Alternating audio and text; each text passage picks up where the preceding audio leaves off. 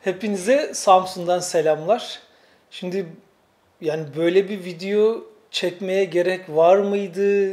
Ya da kimileriniz hani siz evlendiniz bize ne de diyebilir ama o kadar çok soru ve yorum yapıldı ki, soru geldi ve yorum yapıldı ki yani ister istemez böyle bir videoyu çekmemiz gerekti bence. Bir de hani bilenleriniz vardır, ben 2018'de birkaç şaman ayinine katıldım ve oradaki tecrübelerimi paylaşmıştım.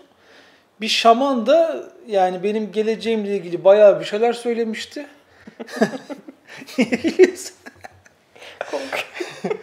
İşte tabii bunu da ben ta 3-4 yıl önce paylaştım. Hani evleneceğim yaşımı vesaireyi, evleneceğim kişiye kadar hani böyle tasvir etmişti diyeyim. Denir değil mi? Tasvir etmişti mi Evet, denir? tasvir etmişti. Evet. Tarif, tasvir.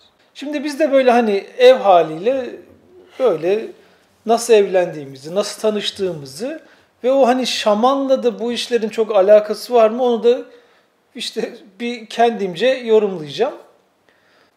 Şimdi biz ilk nasıl tanıştık? 2020'de ben bir böyle Çanakkale'den başlayıp neredeyse Antalya'ya kadar o kıyı şeridini arabayla geziyordum. O sırada da hani tabii Instagram'dan aktüel olarak paylaşımlar yapıyorum ve şey demiştim yani hani bu bölgelerde çok bilinmeyen, hani o bölgelerde bilinmedik yer yoktur da işte hani Varmış. az bilinen yerleri sormuştum. Tabii birçok kişi de yorum yapmıştı. Şuraya gidebilirsin, buraya gidebilirsin. Hani Zülal de orada işte Söğüt'e gidebilirsin demişti.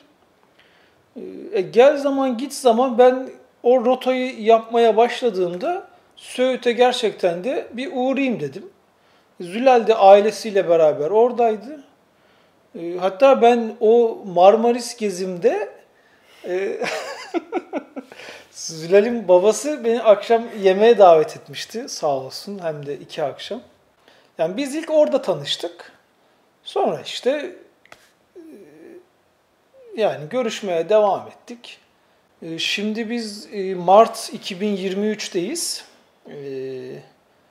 Ben evlilik teklifini Kasım 2022'de yaptım. Tabii arada çayımızı da içelim.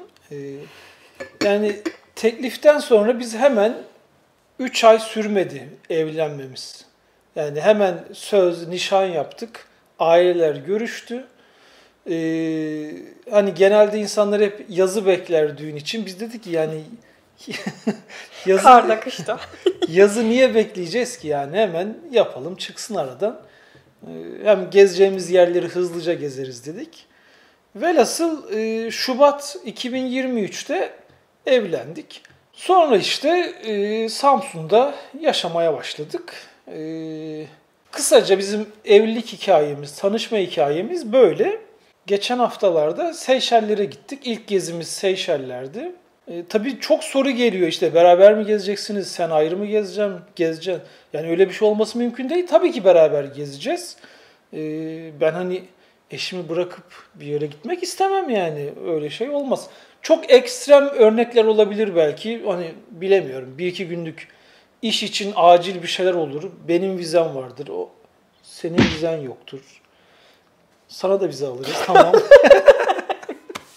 Yani kestiremiyorum, bilmiyorum ama biz kabaca tabii ki hep beraber gezeceğiz. Hatta şimdiden Nisan 15'e planladığımız, biletlerini aldığımız bir gezimiz var. Uzak Doğu'ya gideceğiz.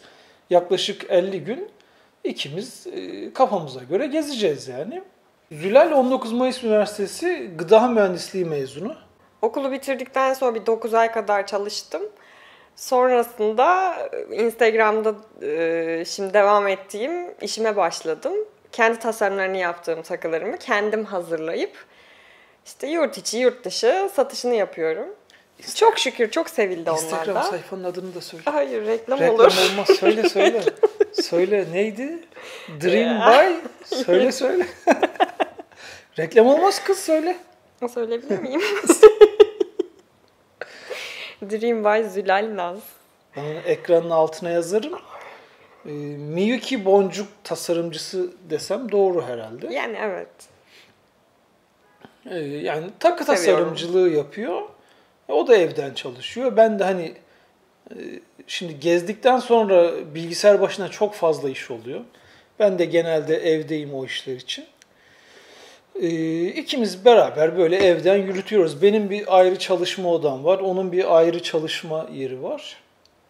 Şimdi kabaca dediğim gibi bizim hikayemiz böyle. Çok daha fazla detaya girmeye gerek yok. Çünkü hani bence de yani bunları böyle anlatmak sanki biz hani Tarkan değiliz ki yani biz bunları niye anlatıyoruz ama inanın Seyşeller videosunun altındaki yorumlara bakın. Hani hep ya da Instagram'da da keza öyle çok fazla sorulduğu için bunu böyle paylaşıyoruz. Yoksa biz ünlü değiliz.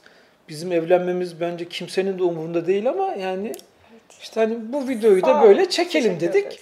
Şimdi tabii işin bu şamanik tarafı var. Bunu çok sordular. 2018'de bir tren yolculuğu yaptım.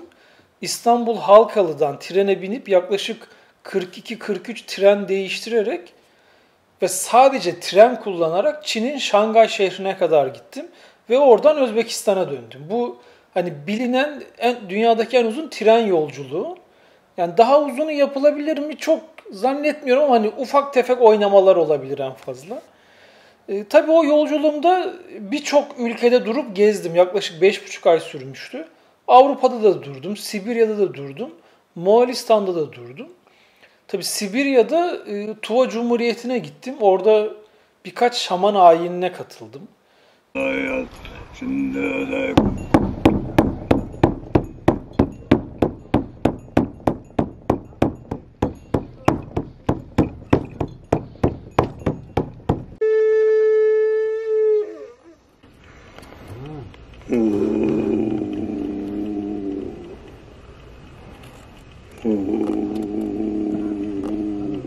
Daha önceki gezilerimde işte Brezilya'nın Amazon bölgesinde ya da Kolombiya'daki yerlerde de hep bir şekilde gittiğim kabilelerde o şamanları buluyordum. Çünkü hani şamanların yüzleri çok fotojenik oluyor ve hani çok güçlü oluyor. Onlardan çok güzel fotoğraflar çıkıyor.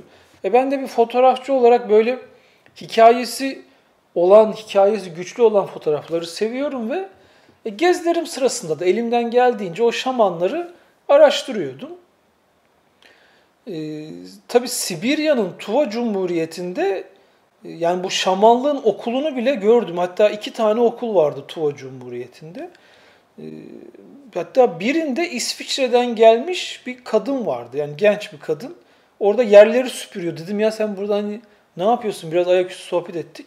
Sırf o şamanlığı öğrenmek için tabii kendini de nasıl kabul ettiriyorlar onu da bilmiyorum.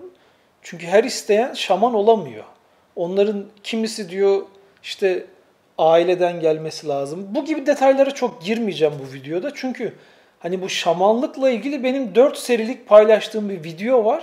Zaten o videoların birinde evlenmemle ilgili şamanın bana söylediklerini anlattığım için benim o bütün değerli takip edenlerim işte videoların Instagram'daki paylaşımların altına bizim evliliğimize hep böyle dem vurarak yorumlar yaptı. Şaman çünkü benim ne zaman evleneceğimi falan söylemişti. Şimdi bu şaman Moğolistan'da ben birçok ayine katıldım gezerken. Moğolistan'da da 2 ayine katıldım. Hatta yanımda Moğolistan'daki bir inşaat mühendisi bir arkadaş ve onun eşi de vardı. Türk. Onların aracılığıyla biz o şamana ulaştık. Onlarla beraber bir akşam obaya gidip şamanın çadırında ayin yaptık. Hani bu anlattıklarımı tek ben bilmiyorum. Yanımda şahitler de var. O şaman şey demişti önce. Hani benim kaç kardeş olduğumu, işte biz 5 kardeşiz. 3 erkek, 2 kız. Onları bildi, söyledi. İşte büyük abimin bir kız, bir erkek çocuğu var. Onları söyledi. İşte ben bütün kardeşlerimin kaçar çocuğu olduğunu bana söyledi. Annemin, babamın işte ailemin Türkiye'de olduğunu söyledi. Daha sonra babam o sıralar motosikletten böyle düşüp ayağını çatlatmıştı. Evde ayağını uzatmış, oturuyordu, alçıya alınmıştı. Mesela onu söyledi. Baban dedi ayağını kırmış, evde oturuyor gibi. Hani daha sonrasında da benim küçük ablamın Üçüncü çocuğu olacağını söyledi çok yakın zamanda. Hani ben de biliyorum ki benim küçük ablam daha ikinci çocuk yeni oldu. Üçüncü çocuğu zaten yapmayı düşünmüyorlar. İşte hani klasik ev borçları var. Kredi çektiler. Hani artık üçüncü çocuk istemiyorlardı. Ben o ayinden sonra akşam işte kardeşimle konuştum. Dedim böyle böyle gözün aydın sana üçüncü çocuk geliyormuş. O da yine böyle güldü. Yok dedi ya bizim dedi çocuk daha öyle bir beklentileri yok yani. Ben geziden döndüm ve kardeşim üçüncü çocuğuna hamileydi. Hani o gerçekten öyle oldu yani.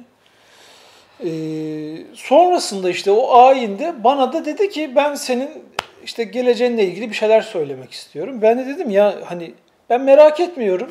Allah şükür ben hani güzel bir şekilde, istediğim şekilde yaşayabiliyorum. Gerçekten öyle dedim yani. Söylemene gerek yok dedi. Ya yok ben söyleyeceğim dedi.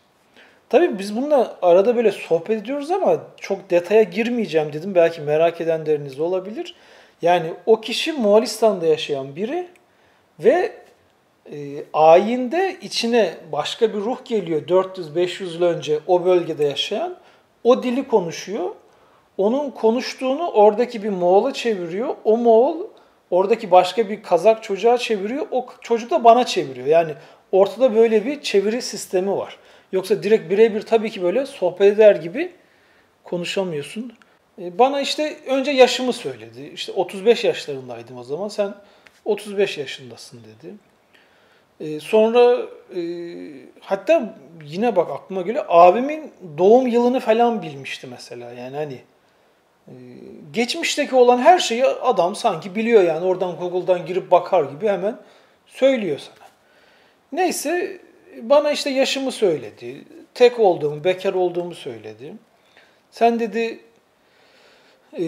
evleneceğin kişiyle bakın bu detayı ben o videoda anlatmadım çünkü çok fazla detay. Hani bunun da olması mümkün değil de diyorsun ve çok anlatmadım o kadar detayına girmedim.